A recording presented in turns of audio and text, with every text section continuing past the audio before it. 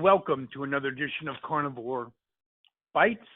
I'm your host, Jeff Sherman, along with Dr. Eric Lopkin. And not one of the more upbeat weeks I've ever experienced. We'll start with something that doesn't really affect me too much or many of our listeners. It's kind of like, hello, what else do you think happens? There's a huge credibility just crumbling at CNN and MSNBC. That's not really a shock, and also ratings crumbling, but I like the credibility gap, and I think that should be not a shock to our listeners or you, Dr. Lopkin, correct? No, not a shock at all. I mean, we've talked about this, going back to our days on terrestrial radio. These organizations are not news gathering organizations. They're arms of the Democratic Party, and they are there for propaganda. And I agree with you, but we've talked about it before, but I think it's still worthy of discussion, not a lengthy discussion. But they were always trimming around the edges. But during the Trump administration, they just threw out any form of credit. I look at Anderson Cooper. He's got the glasses, and he's so sincere. He's just a propaganda minister. Has anyone done an expose on Biden's mental capability? They hid the guy in a basement. They did a disservice to the American people and probably the world, because the toughest question they asked him is, what kind of ice cream do you like? Your comment? Yeah, they decided they hated Trump. They could not accept the fact that their darling Hillary Clinton was soundly beaten in the election by Trump. So they spent 4 years trying to discredit him. Then they propped up Biden because basically they just wanted Trump out of there, instead of looking into Biden's mental state, Hunter Biden's criminal past. And now we are stuck without leadership. We have no leadership from the president. We have no leadership from a vice president. No, it's a very scary everything time. Was covered up. Absolutely. And there's videos that are funny but not so funny. There's one of Biden getting off the helicopter one, whatever the heck, the Marine one, and he literally starts walking. He walks to the bushes, and there's another one of him in Europe at a cafe, and he just, you're talking, he makes Weekend at Bernie's look like a Beatles concert. I mean, it's like, whoa. It's really kind of not funny. It's scary.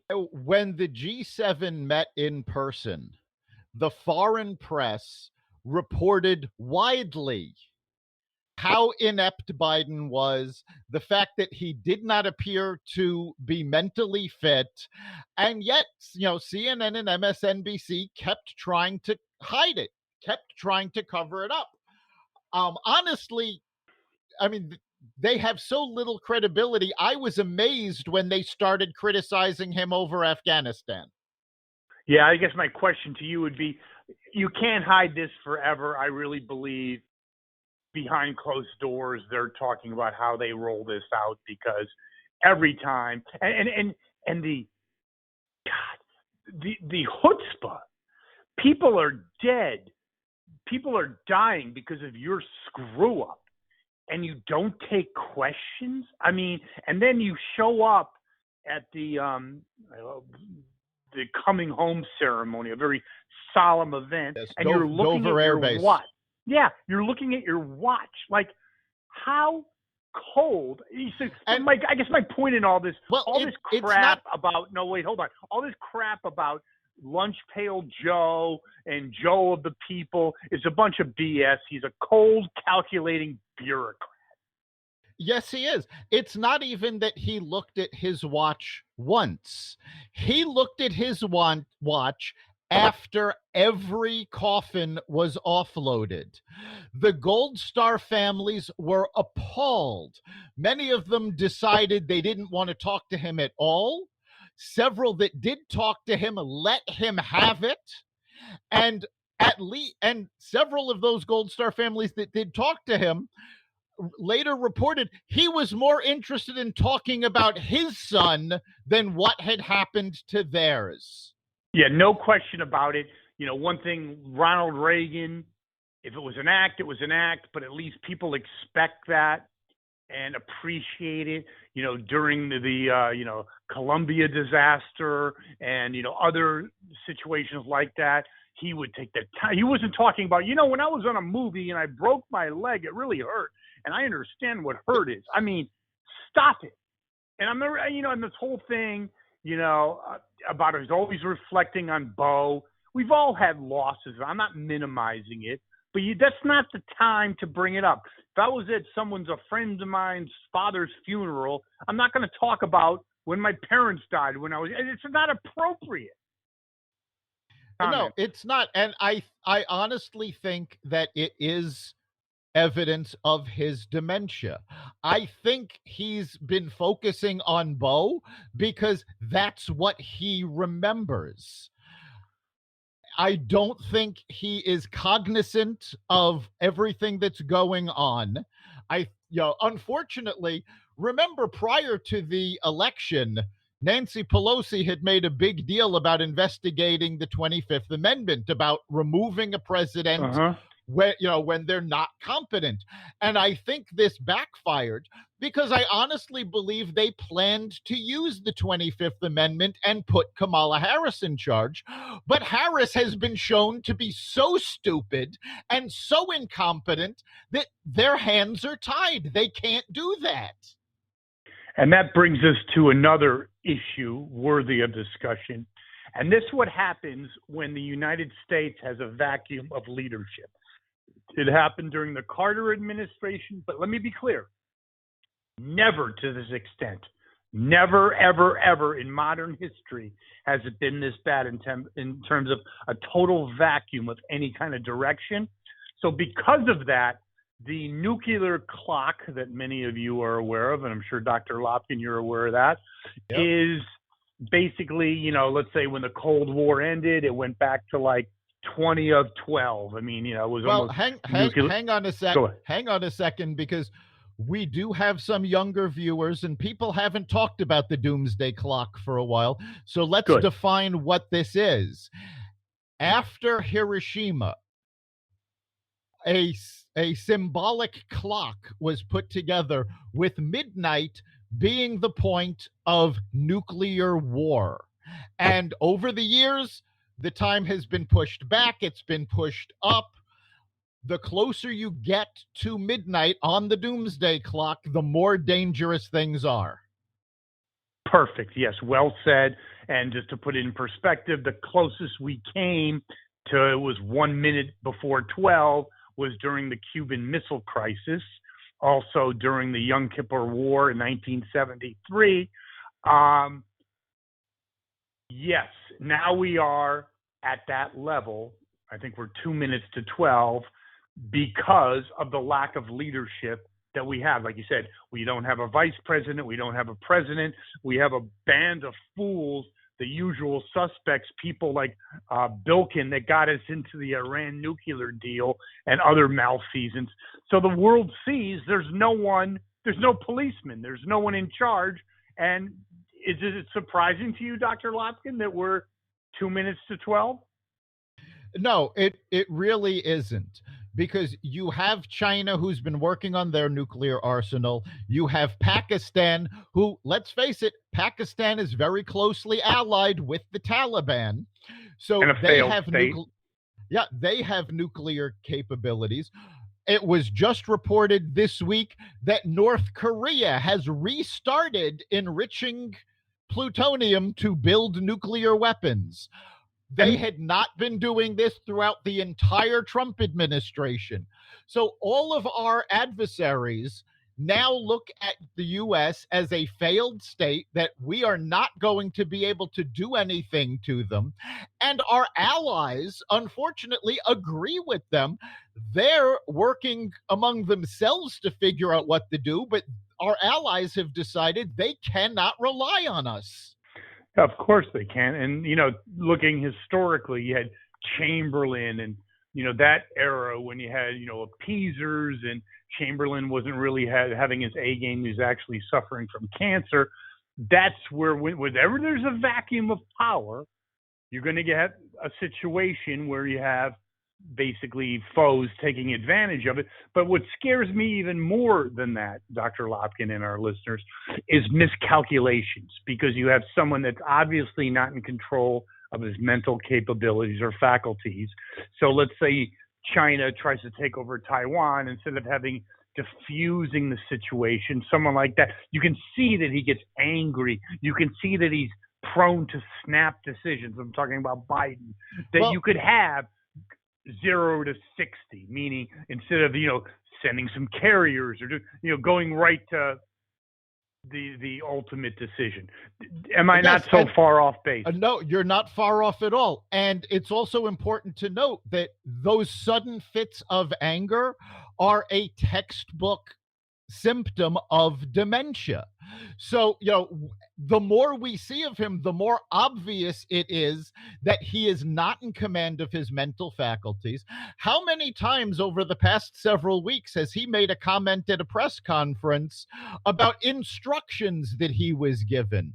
He's not supposed to take questions, or he was told to call on certain people. It's very obvious that he's not in charge. If he was not in charge, which he's not in charge, but there's like 8th graders that would have a higher level of cognitive ability in terms of, if someone tells you, you're in a business situation, hey, Dr. Lopkin, make sure that you call on, Jack Smith. You don't walk out on the podium and say, I was told to call on Jack Smith. Right. The only thing that I thought was funny about that, I think it was Nora O'Donnell, that he says, I got to call on Nora. Yes.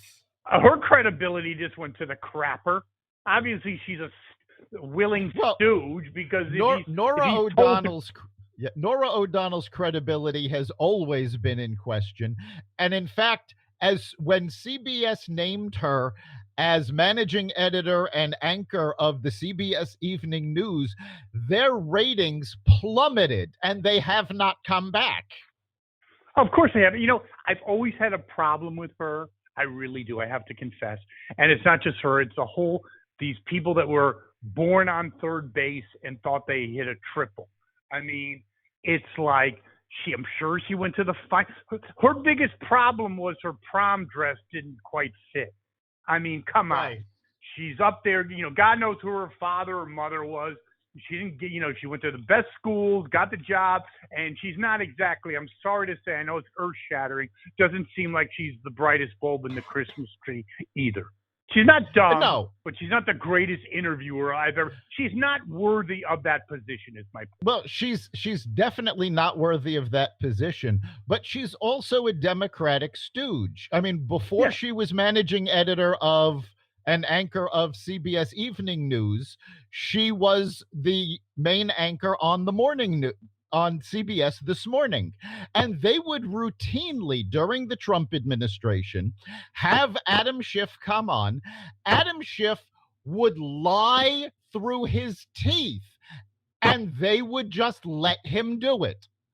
That is not a reporter. A reporter questions and calls people. I don't care which side of the aisle you're on. If you are a reporter, it is your job to challenge what is being said, especially when it's obvious it's a lie. Like Adam Schiff was still saying that Trump colluded with the Russians after he was cleared by the Mueller investigation. Well, that was his 15 minutes of fame. The guy who never got a date in high school, he was all of a sudden, he was Elvis Presley, enough about him.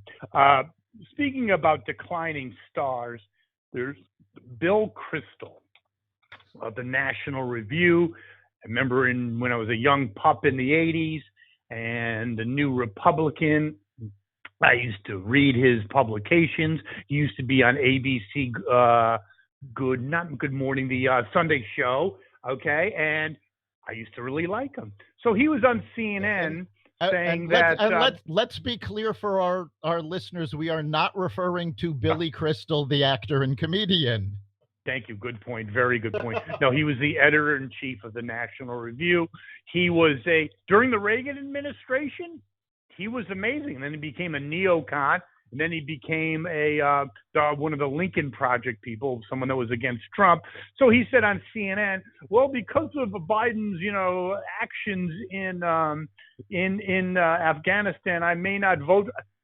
And you admitted you voted. I mean, if you don't like Trump, just don't vote. I mean, I think he's so needy of being into the spotlight that he knew that Trump overshadowed him in his only way, and that's how disgusting the swamp is. Am I not correct? Now he can be back on the spotlight as the counter argument. Yeah, it is absolutely ridiculous that anybody with his conservative background would even consider voting for Joe Biden,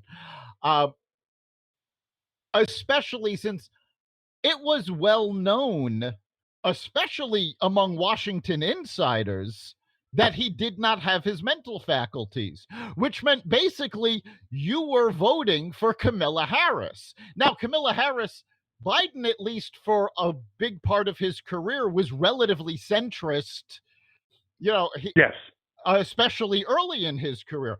Kamala Harris has never pretended to be a centrist. Yeah, but the thing about Biden now, he's not in control. We don't have to, beat a dead horse. He doesn't know.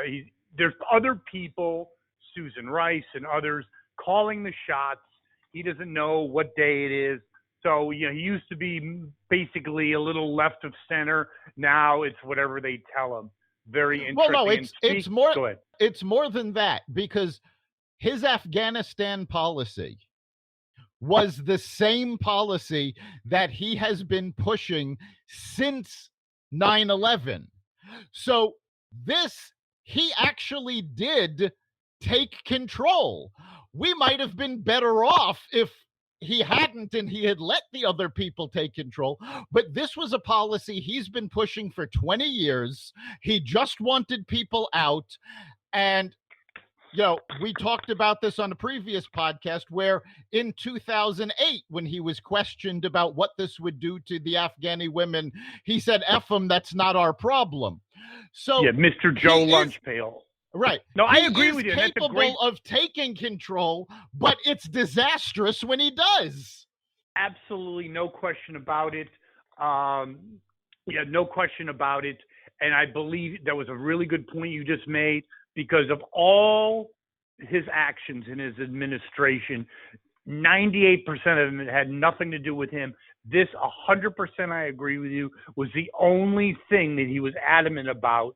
And obviously it was a huge screw up, 100% correct.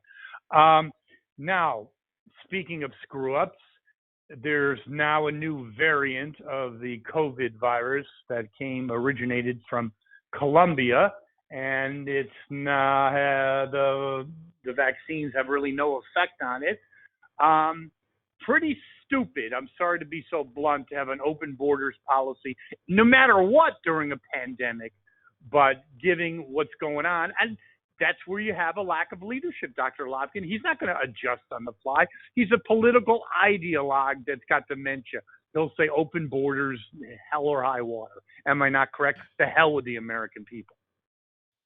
That is true, but it's even more serious than that, because the Democrats have been pushing this as, well, if everybody had gotten vaccinated, then we would not have these variants coming up. We would have eliminated the virus.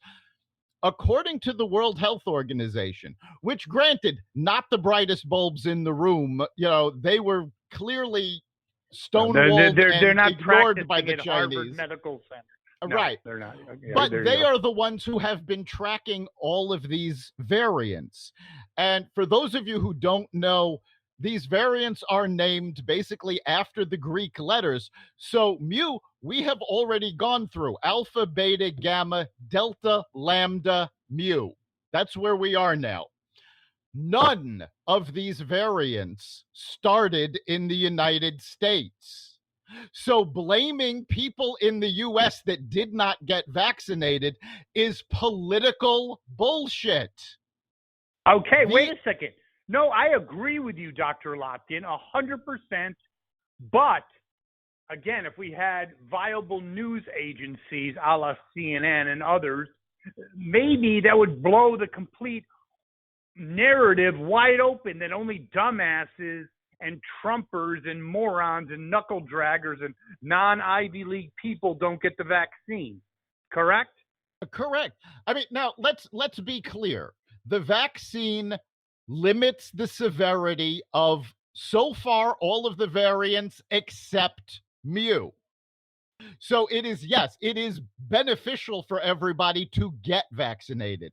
But the idea that if everybody in the US was vaccinated, suddenly this was going to go away, those variants aren't starting here. No, so, and that's my point. No, yes. Dr. Lopkin, that was my exact point, is that they were blaming, and we both agree, everyone should be vaccinated. That's not even an issue. They should wear masks. Right. They should be vaccinated.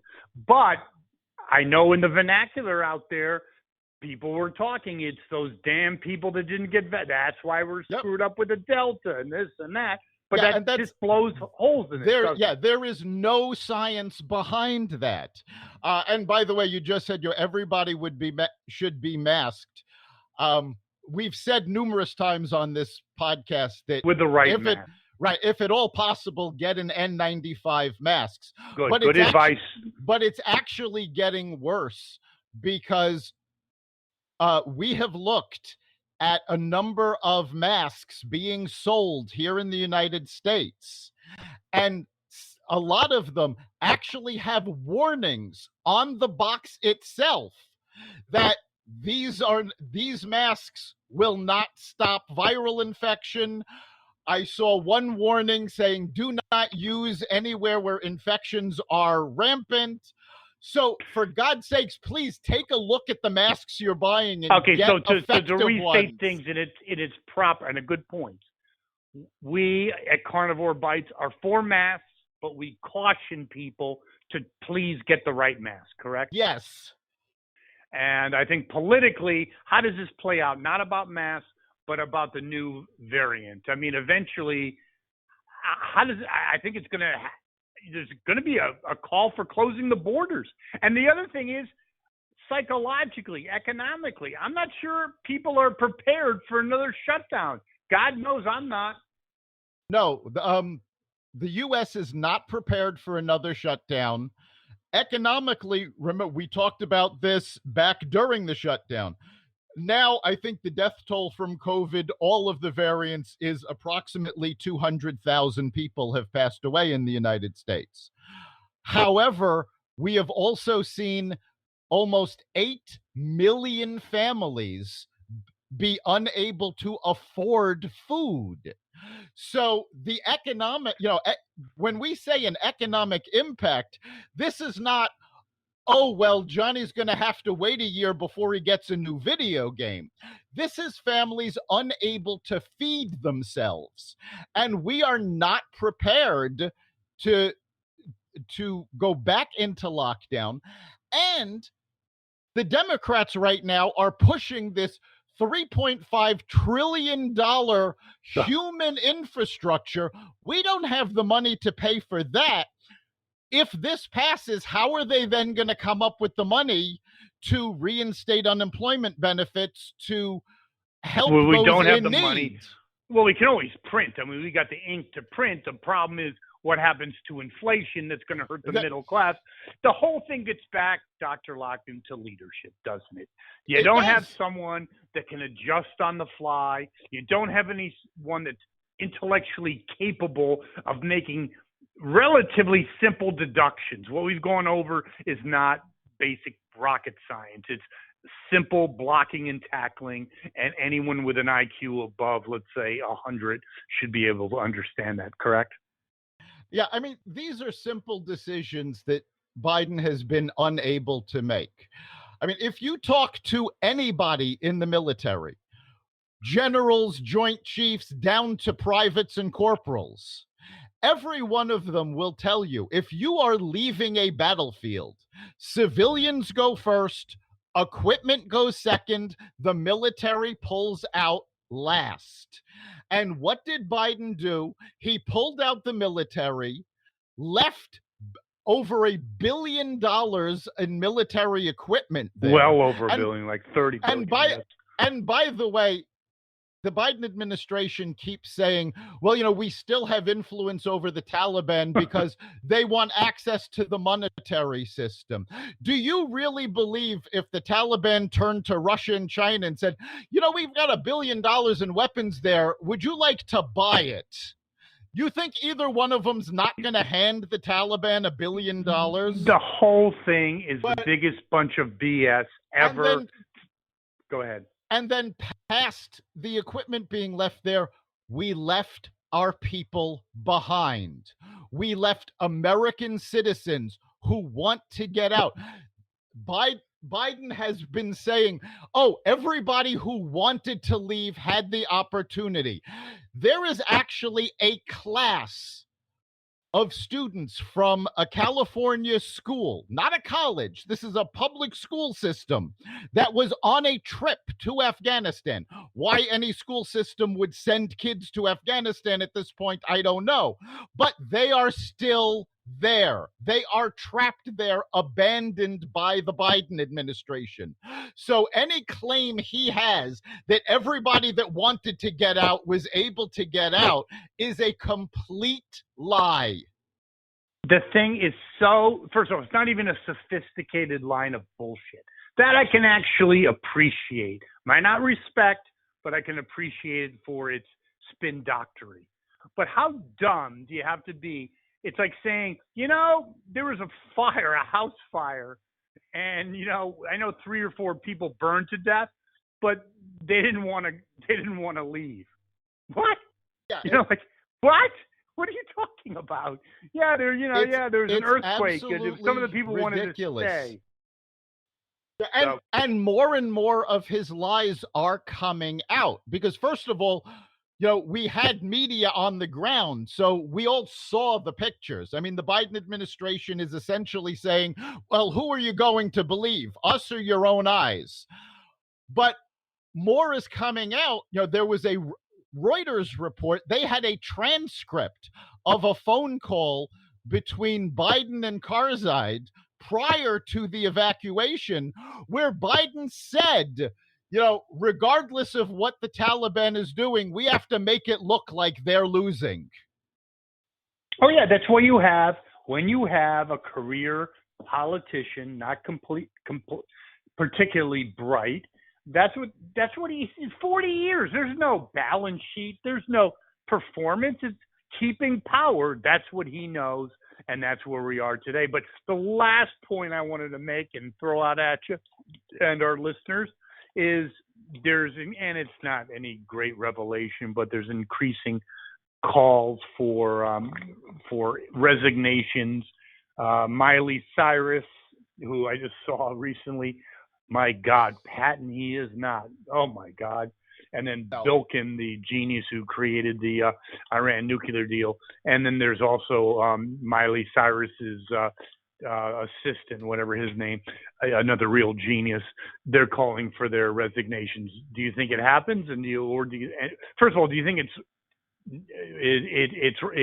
it's appropriate? And second, do you think it's going to happen?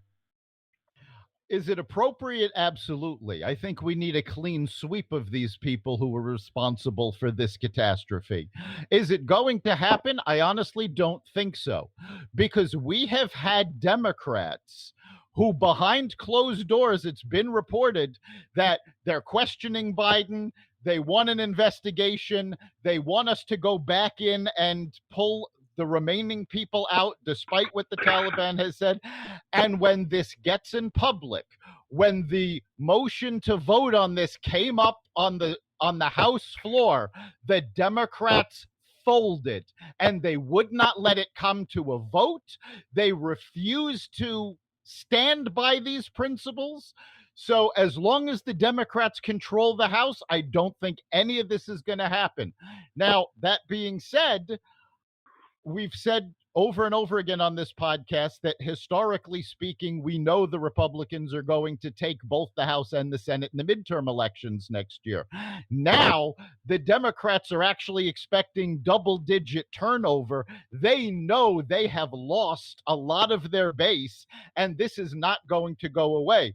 So when the Republicans take power in both the House and the Senate, then we might see some changes happen. I have to ask you one more question because, again, you have a amazingly great point. Washington is about power, less about allegiances, okay? People turned on Nixon. Goldwater turned on Nixon in 1973. I really believe a couple more screw-ups, which is inevitable. People are looking for covering their own ass. I see any chance of any great initiatives of Biden going south until 2022. What do you think? I'm actually not sure because Biden has actually had very little to do with the Democratic initiatives. While all of this has been going on in Afghanistan, Pelosi has been pushing to force through that $3.5 trillion infrastructure deal. Okay, my point is, though, it doesn't have the same draw that it once did. In other words, you got people pissed off. The infrastructure bill, I don't think it was overall all that popular to begin with, and they see, it's a guilt by association. You're part of a screw up. You want to divorce yourself from that screw up, and I think Democrats are going to do that. Not everyone, but some, enough. No. Some Democrats will definitely back away from Biden.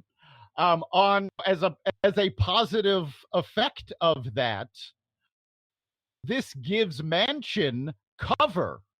So he can now stand up against all of the progressives and go, look what happened. So hopefully anything that goes past the House dies in the Senate. Even the reconciliation. Well, great podcast, not the cheeriest one we've ever done, but we need to report what's going on, Dr. Lopkin. And on a more cheery note, we're gaining steam, aren't we, on the Carnivore Bites podcast? We are. We're gaining listeners every week, and you can catch us at xvadio.com/podcasts on the Carnivore Radio website, as well as the Apple Podcasts app, Google Podcasts, Spotify, iHeartRadio, Stitcher, Amazon Music, Audible, and wherever you find podcasts. Thank you, Dr. Lopkin, and thank our listeners. We'll be back next week. Take care. See you then.